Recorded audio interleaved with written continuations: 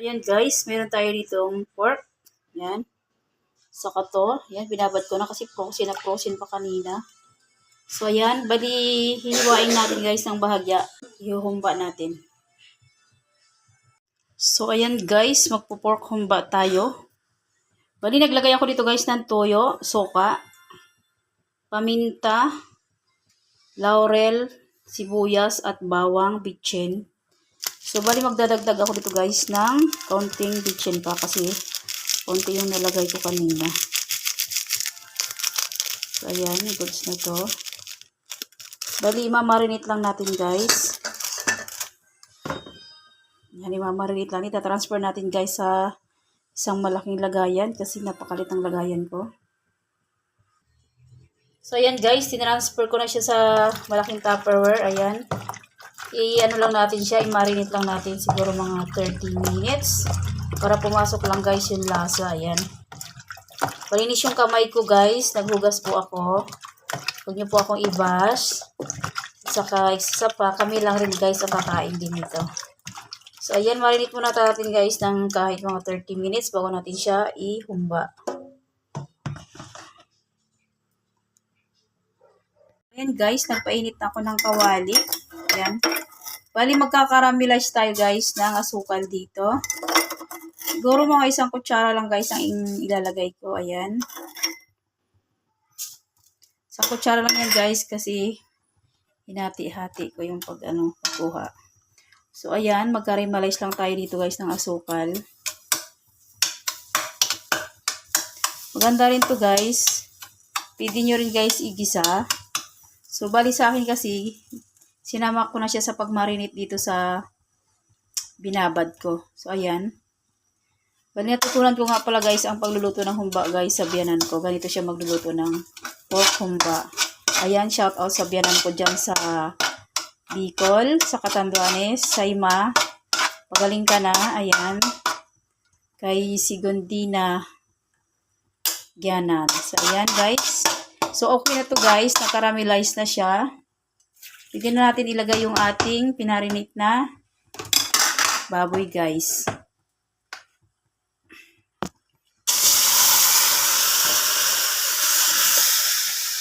Yan, parang napakarami yata ang naluto ko ngayon ah. Marami akong niluto guys paggabi kasi kinabukasan almusal ng mag-aama ko. So ayan, namatay yung apoy. So ayan guys, halo-haloin lang natin. Ayan. Yung pagtitimpla guys, nakadepende naman sa inyo yan. Kung gusto ninyong sobrang tamis, okay lang naman. Kasi sa akin, ano lang, tansya-tansya lang talaga to guys. So ayan, balikan natin guys mamaya-maya kapag kumukulo na ito. Ayan. So ayan guys, kumukulo na siya. Ayan, halo-haloin lang natin.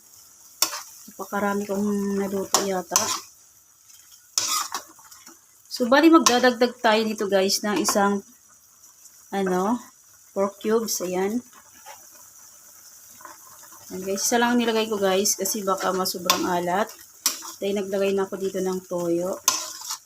Ayan. Mekos-mekos lang natin guys.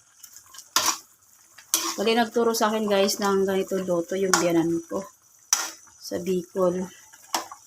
May sakit kasi siya. Sana napapanood niya yung vlogs ko kasi itong recipe na tinuro niya sa akin nung umuwi ako doon na bakasyon kami doon isang beses ay yung unang beses na bakasyon namin doon. Malakas pa siya. Yan, ganito yung tinuro niya sa akin guys kung paano magluto ng pork humba. Yan, shout out dyan sa aking biyanan. Pagaling ka na ma para goods. At pasensya ka na, hindi kami nakakauwi ng Bicol dahil may mga pasok ang mga apo mo. At may pasok din si Choi. So, ayan. Balikan natin maya-maya, guys. Kapag ano na ito, malambot na siya, ayan. Bali, i-medium heat lang natin yung apoy. para yung mabilis siyang maglambot at hindi mabigla ang pagluluto nito. Yan. Medium heat lang natin. Yan, mga ganyan lang guys. So ayan, balikan natin maya-maya guys. At para halo-haloin. Ayan guys, magmerienda muna tayo, magkape muna tayo. Habang naghihintay tayo ng ating pork humba na nakasalang. Ayan guys, ang aking kape. Ito ang tasty bread, ang pagkalaki-laking tasty bread. At itong tinapay na binig. Para siyang mamon yan guys, ang sarap. Yan, merienda namin ni Sean. Yan, marami pa rito guys na tasty, kaya lang ito lang muna ang merienda namin. Yan. Dagdagan natin yung tasty guys. Lalaki ng mga tasty dito guys, oh. Ito pang isa.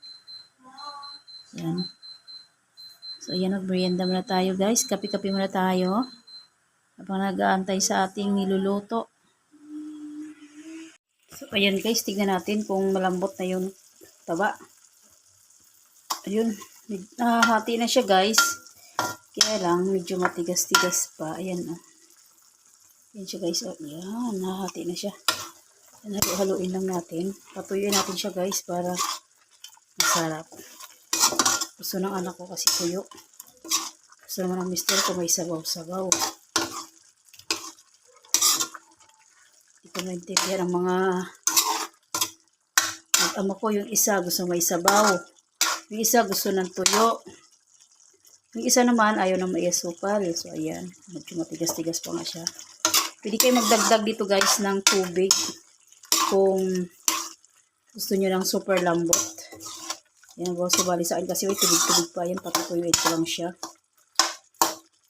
Hindi naman kayo magdagdag ng ano dito guys, ng halimbawa nilagang itlog guys. Pwede kayo magdagdag dito. So ayan, bali wala kasing itlog sa tindahan, kaya hindi ko siya nahaluan ng nilagang itlog. So ayan guys, balikan natin maya-maya. Yung magbago isip ko, magbibili ako ng itlog. Tapos ilalagay ko rito para marami. Yan guys, ang ating pork humba. Medyo maputla siya guys kasi konting toyo lang yung nilagay ko. Ilagyan ko pa kasi siya guys ng pork cubes. Baka may masuper na naman sa alat. So yan guys, balikan natin maya-maya kapag malambot na yung ating pork humba. Yan guys, tignan natin kung totoo na siya. Ayan, konti lang yung sabaw.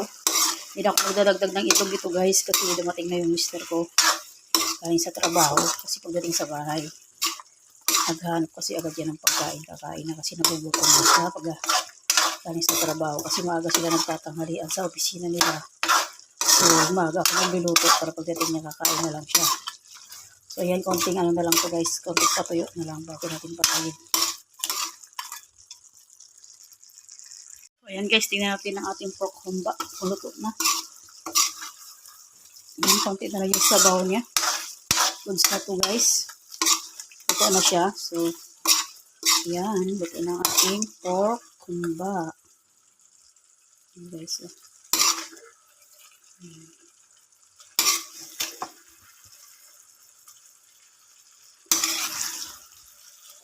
Ayan, gabi lang ako guys nagluto ng maraming ulam kasi kinabukasan ulam nila ito pagpapasok sila sa school at sa trabaho, mister ko. Mainit na lang namin.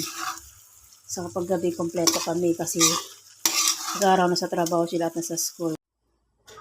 So, ayan guys, tingnan natin yung ating pork humba. Ayan, goods na to guys. Luto na ang ating pork humba. Ayan guys, oh. Ayan, luto na, pinatuyuan ko siya ng gusto. Ayan. Ito na guys. So yun lang guys. Thanks for watching. Please like, comment, share, and subscribe. God bless us all. Thank you Lord sa blessings. Salamat sa binigay mo recipe sa akin ma. Thank you.